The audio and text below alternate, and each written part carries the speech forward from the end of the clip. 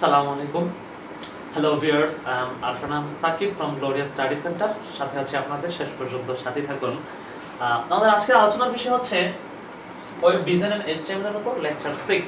অর্থাৎ গত ক্লাসগুলোতে আমরা এই এইচটিএমএল এর উপর পাঁচটি ক্লাস সম্পূর্ণ করেছি।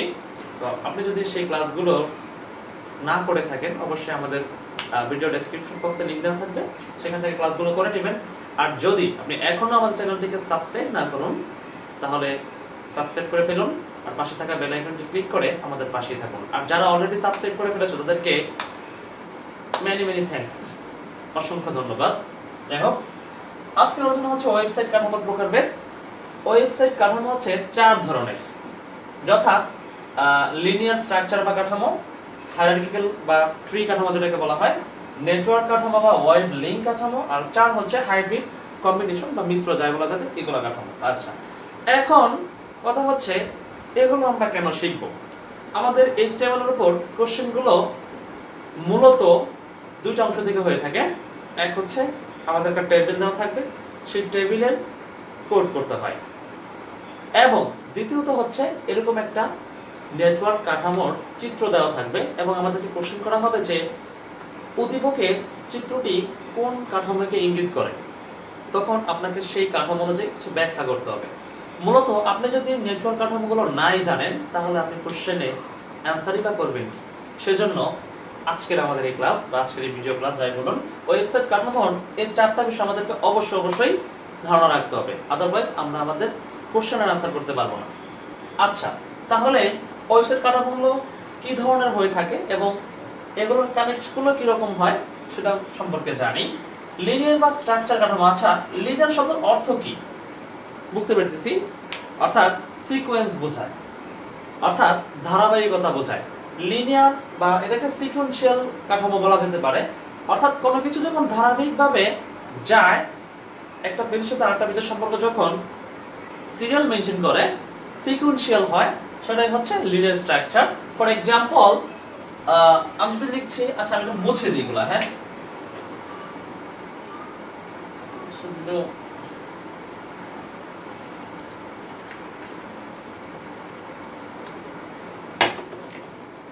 লিনিয়ার, যেমন এই হচ্ছে আমার একটা কম্পিউটার ওয়েব পেজ, এই আর একটা কম্পিউটার ওয়েব পেজ, এখানে আরেকটা। আচ্ছা, আমি এই পেজ থেকে এই পেজে কানেক্ট করব এবং এই পেজ থেকে এই পেজে কানেক্ট করব, আবার ধারাবাহিকভাবে পিছন থেকে এখান থেকে কানেক্ট করব, এখান থেকে কানেক্ট করব। লক্ষ্য করে দেখো তো, চিত্রে কিন্তু প্রত্যেকটা ওয়েব পেজের সাথে প্রত্যেকটা ওয়েব পেজের একটা ধারাবাহিক কানেক্ট আছে, সিকোয়েন্সিয়াল কানেক্ট আছে, অর্থাৎ এই পেজের সাথে এই পেজের কানেক্ট রয়েছে, আবার এই পেজের সাথে এই পেজের কানেক্ট রয়েছে, আবার পেছন থেকে এই পেজ থেকে এই পেজে, এই পেজ থেকে এই পেজে, অর্থাৎ এখানে কিন্তু প্রত্যেকটা কি রয়েছে, একটা লিনিয়ার কাঠামো রয়েছে, সিকোয়েন্সিয়াল রয়েছে। আমি কিন্তু ইচ্ছা করলে এই পেজ থেকে এই পেজে কানেক্ট করতে পারবো না, সেক্ষেত্রে সেটা অন্য ধরনের কাঠামো রূপান্তর হবে, সেটা সিকোয়েন্সিয়াল বা লিনিয়ার কাঠামো হবে না। লিনিয়ার বা সিকোয়েন্সিয়াল কাঠামো তখনই হবে যখন ওয়েবসাইটে ওয়েব পেজের একটা পেজের সাথে আরেকটা পেজের সম্পর্কটা হবে সিকোয়েন্সিয়াল, ধারাবাহিক।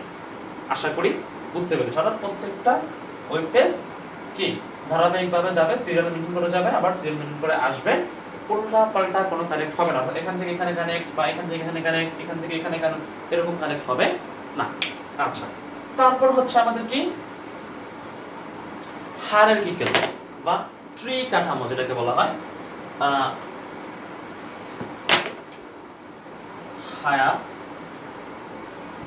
হায়ারার্কিক্যাল বা ট্রি কাঠামো যাই বলো। এই কাঠামোটা আসলে কি? এই কাঠামোটা হচ্ছে, আমরা টপোলজি সম্পর্কে ধারণা রাখি। ট্রি টপোলজি নামে একটা টপোলজি আছে, অর্থাৎ সেটা গাছের শাখা প্রশাখা নেয়, অর্থাৎ গাছের ন্যায়। সেই ট্রি টপোলজিটাই মূলত আমাদের হায়ারার্কিক্যাল বা ট্রি কাঠামোকে বোঝায়। কেমন? কিন্তু দেখো, এই হচ্ছে আমাদের একটা গাছের মূল, মনে করো এখান থেকে তৈরি হচ্ছে পেজ,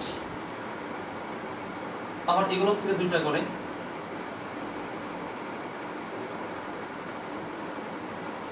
আচ্ছা লক্ষ্য করে দেখো তো, এখানে কিন্তু প্রত্যেকটা কানেক্ট গুলো কি হচ্ছে, গাছের ন্যায়, ট্রি এর ন্যায় কাঠামোগুলো হচ্ছে।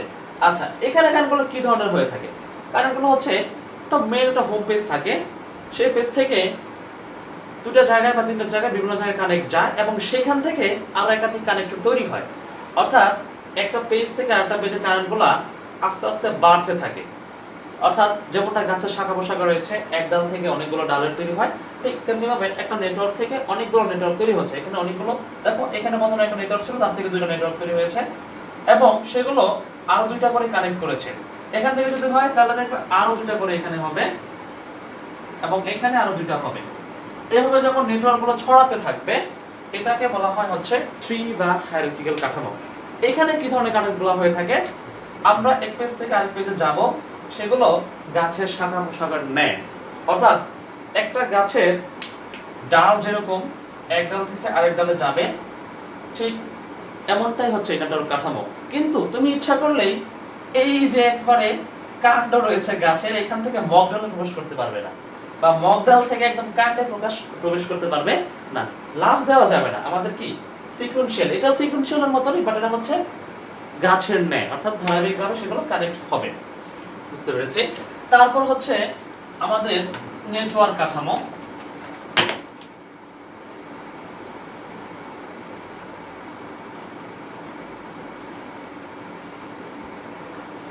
নেটওয়ার্ক কাঠামো হচ্ছে সেই কাঠামো যেই কাঠামোতে আমাদের ওয়েবসাইটের প্রত্যেকটা পেজ প্রত্যেকটার সাথে সম্পর্ক থাকবে। যেমন দেখো আমি এটা কানেক্ট করছি, আর সরাসরি দেখে বললাম, এই মনে করো চারটা কম্পিউটার, এখানে একটা, এখানে একটা, এখানে একটা, এখানে একটা।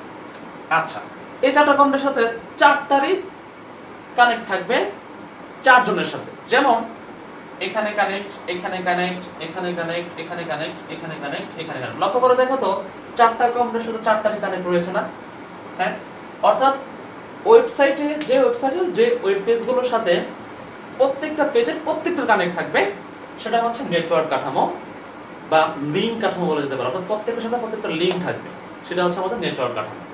আচ্ছা, এবার হচ্ছে আমাদের নেক্সট কি বাদ রয়েছে? হাইব্রিড বা কম্বিনেশন বলতে পারো, কম্বিনেশন। আচ্ছা, হাইব্রিড আর কম্বিনেশনটা কি? আচ্ছা, হাইব্রিড বা কম্বিনেশন বলতে আমরা কি বুঝি? কম্বিনেশন বলতে কি বুঝি? কোনো কিছু সমন্বয়, অর্থাৎ এতক্ষণ যেই কাঠামোগুলো আমরা করেছি, লিনিয়ার বা সিকোয়েন্সিয়াল নেটওয়ার্ক কাঠামো এবং হায়ারার্কিক্যাল বা ট্রি কাঠামো, এগুলোর সমন্বয়ে, অর্থাৎ একটা ককটেল, গোজামিল, ঠিক আছে? এগুলোর সমন্বয়ে যখন একটা নেটওয়ার্ক কাঠামো তৈরি হবে, সেটা হচ্ছে আমাদের হাইব্রিড বা কম্বিনেশন কাঠামো। যেমন দেখো এখানে একটা সাপোজ মনে করো নেটওয়ার্ক কাঠামো তৈরি হয়েছে, এ হচ্ছে একটা নেটওয়ার্ক কাঠামো মনে করো। আচ্ছা, এই নেটওয়ার্ক কাঠামোর সাথেই এইখান থেকে মনে একটা কাঠামো তৈরি হচ্ছে, সেটা হচ্ছে আবার লিনিয়ার কাঠামো।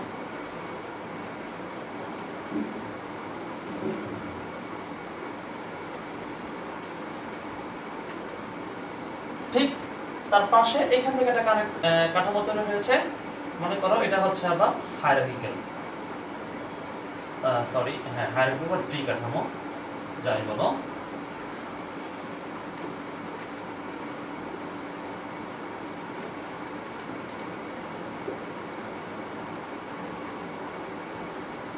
অর্থাৎ আমরা বুঝতে পারলাম যে যখন কয়েকটা নেটওয়ার্ক কাঠামো বা কয়েকটা কাঠামো, সেটা নেটওয়ার্ক কাঠামো হতে পারে, লিনিয়ার বা সিকোয়েন্সিয়াল হতে পারে, বা ট্রি বা হায়ারার্কিক্যাল হতে পারে, তিনটা কাঠামো, নেটওয়ার্ক, সিকোয়েন্সিয়াল, ট্রি কাঠামো।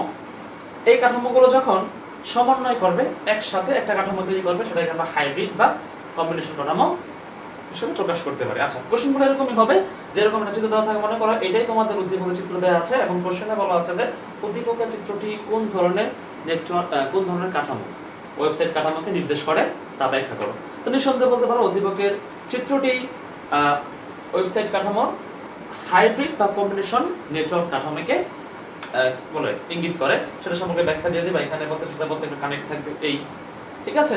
আশা করি বুঝতে পেরেছি আমাদের নেটওয়ার্ক কাঠামোগুলো, ওয়েবসাইট কাঠামোগুলো। ওয়েবসাইটের চারটা কাঠামো আমাদের খুব ভালোভাবে আয়ত্ত করতে হবে, আর এগুলো থেকে মূলত কোশ্চেন করা হয়। আর এগুলো কিন্তু বেসিক ধারণা নিলাম, বই রিডিং পড়লে ইনশাল্লাহ সব কিছু ক্লিয়ার হয়ে যাবে। তো সে পর্যন্ত ভালো থেকো, আর যারা এখন আমাদের চ্যানেল সাবস্ক্রাইব করেনি অবশ্যই আবারও বললাম সাবস্ক্রাইব করে নিন এবং আমাদের এই ক্ষুদ্র পরিসরে যে গ্লোরিয়াস স্টাডি সেন্টার পরিবারকে আরও বড় করার জন্য আমাদের ভিডিওটা শেয়ার করো নিজেদের বন্ধুদের কাছে। যদি ভিডিওটা করে বিন্দুমাত্র উপকার পেয়ে থাকো তাহলে অবশ্যই আমাদের প্রতি কৃতজ্ঞতা তো রাখবেই, আর আমাদের জন্য দোয়া করো যাতে আমাদের আজকের এই চ্যানেল আরও দৃঢ় পথ পাড়ি দিতে পারে। সে পর্যন্ত ভালোই থাকো, সুস্থ থাকো। আল্লাহ হাফিজ, আসসালামু আলাইকুম।